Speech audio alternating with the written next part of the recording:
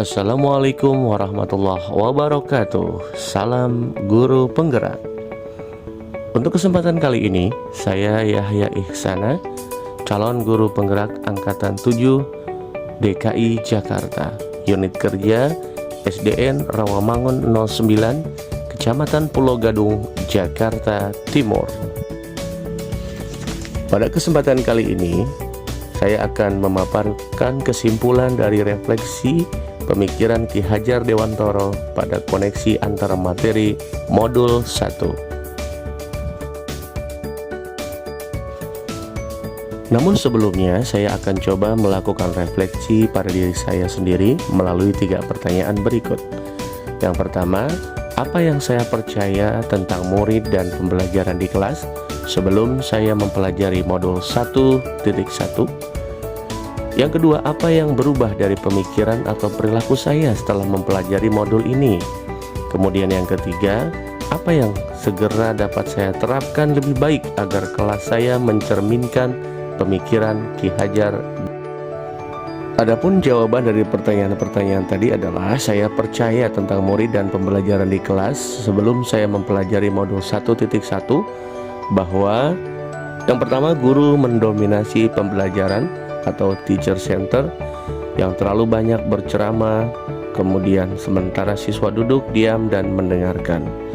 Kemudian yang kedua, pembelajaran terfokus pada ketercapaian materi dan KKM, di mana di sini lebih mengutamakan aspek kognitif anak saja, padahal ini seringkali kita lupakan bahwa pendidikan bukan hanya soal mentransfer ilmu saja, namun sejatinya ada aspek lain yang harus benar-benar kita perhatikan.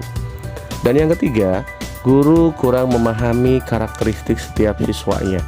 Seringkali saya menyamaratakan kemampuan anak atau siswa di kelas dengan melakukan pembelajaran yang sesuai zona nyaman saya saja, tanpa memperhatikan perbedaan karakter setiap anak. Dan yang keempat, motivasi belajar siswa rendah, sehingga mereka menjadi pasif. Seringkali saya rasakan saat saya menjelaskan materi, ada saja beberapa siswa yang tampak lesu dan kurang bersemangat. Kemudian saat saya mencoba berinteraksi dengan anak-anak, apakah ada pertanyaan anak-anak? Mereka terdiam. Dan yang terakhir, yang menjadi fokus utama saya adalah dimana seringkali hanya fokus pada suasana di kelas yang tenang, tertib, dan anak-anak harus memahami materi yang disampaikan. Tayangan berikut adalah sebuah gambaran bagaimana suasana kelas saya sebelum saya mempelajari modul 1.1.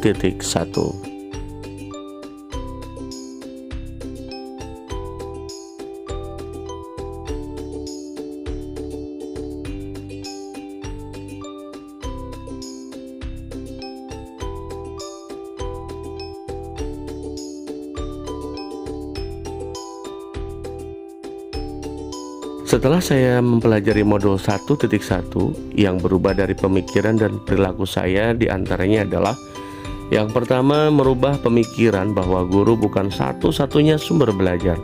Apapun yang ada di sekitar kita bisa digunakan sebagai sumber belajar bagi siswa. Siswa bebas memilih sumber apa dan dari mana yang akan mereka gunakan untuk belajar. Tugas kita sebagai guru adalah menuntun dan mengarahkan mana yang baik dan mana yang tidak baik bagi siswa. Kemudian yang kedua, pembelajaran menjadi berpusat pada siswa atau pada anak. Dengan aktivitas pembelajaran yang berpusat pada anak, anak akan menjadi lebih aktif karena dilibatkan langsung dalam proses pembelajaran, dan mereka dapat mengkonstruksikan atau mengkonstruksi pengetahuannya. Kemudian yang ketiga, saya dapat lebih menghargai setiap karakteristik belajar anak. Anak terlahir berbeda, setiap individu memiliki keunikannya masing-masing. Saya sadar dengan adanya perbedaan ini akan menjadikan pembelajaran lebih berwarna lagi. Bagaimana sebagai seorang pamong, saya harus dapat menuntun anak-anak sesuai dengan kodratnya. Selain itu, setelah mempelajari modul 1.1 ini juga dapat merubah perilaku saya. Di antaranya, seorang guru dapat mengemas pembelajaran secara menarik agar semangat belajar siswa meningkat. Yang kedua, Dalam kegiatan pembelajaran, sudah seharusnya seorang guru dapat memberikan kemerdekaan kepada siswa. Salah satu contohnya adalah memberikan kebebasan kepada siswa untuk menyelesaikan setiap tugas sesuai minat, bakat, dan kreativitas masing-masing siswa. Sebagai seorang guru juga harus lebih cermat dalam melihat bakat anak atau bakat siswa. Hal ini bisa dilakukan melalui observasi, wawancara, dan atau pendekatan personal agar kita bisa lebih dekat dengan anak-anak.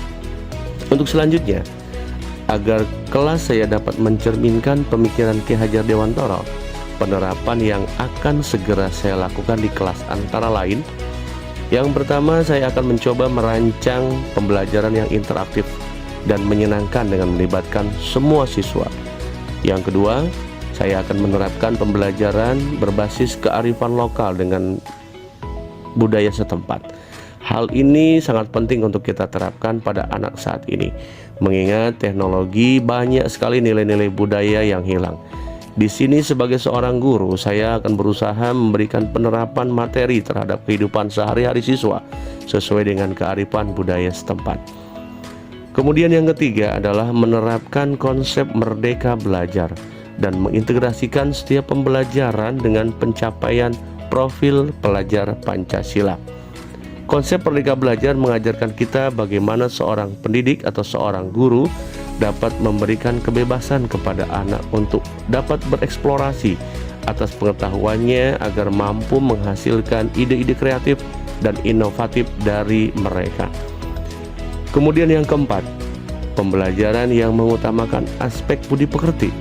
Pembiasaan-pembiasaan baik akan selalu kita teladankan atau guru teladankan kepada siswa tentang bagaimana mereka bersikap agar menjadi pribadi yang jauh lebih baik. Yang kelima, tidak lagi menuntut tetapi menuntun. Sebagai guru, kita berperan sebagai among dalam penerapannya di kelas. Sesuai dengan pengajaran dan pendidikan dari Ki Hajar Dewantara, kita dapat terapkan pola asih, asuh, dan asah. Kemudian yang terakhir, pembelajaran yang sesuai dengan kodrat alam dan zaman, sesuai dengan pemikiran Ki Hajar Dewantara bahwa kodrat anak adalah bermain, dan saya akan mengintegrasikan permainan dalam pembelajaran agar suasana belajar di kelas benar-benar semakin menyenangkan bagi anak-anak. Dari semua paparan yang saya sampaikan, pada akhirnya kesimpulan yang dapat saya sampaikan yaitu dasar-dasar pemikiran dari Ki Hajar Dewantara harus segera kita terapkan dalam proses pembelajaran di kelas atau di sekolah. Di antaranya, pendidikan adalah menuntun anak sesuai dengan minat dan bakatnya. Pendidikan bukan hanya ilmu akademik saja, namun lebih dari itu perlu penanaman budi pekerti yang baik. Pendidikan sejatinya adalah berhamba pada sang anak. Demikian pemaparan yang dapat saya sampaikan tentang koneksi antar materi pemikiran filosofis Ki Hajar Dewantara. Mohon maaf jika ada salah dan kurang dalam penyampaian ini. Salam guru penggerak, bergerak, tergerak, dan menggerakkan. Wassalamualaikum warahmatullahi wabarakatuh.